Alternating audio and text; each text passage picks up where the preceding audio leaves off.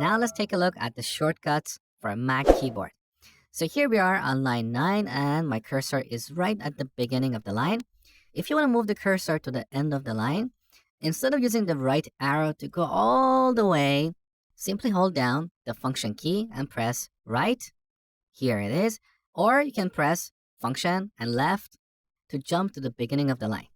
Similarly, you can press function and up to go to the top of the file, or function and down to jump to the end of the file. Pretty useful. Now let's say you want to move this line up. Instead of cutting it from here and then copying it somewhere else, you can simply move it up by holding down Alt or Option and then pressing the up arrow or down. Very easy.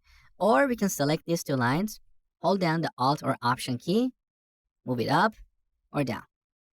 Here's another useful shortcut.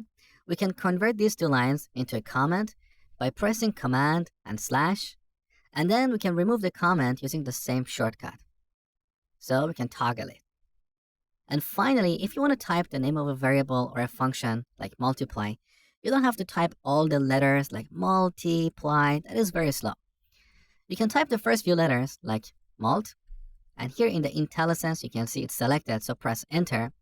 Or you can pick any characters in sequence and type them, like MTY, here it is, or we can type MPY or MTP, so you can abbreviate it any way you want.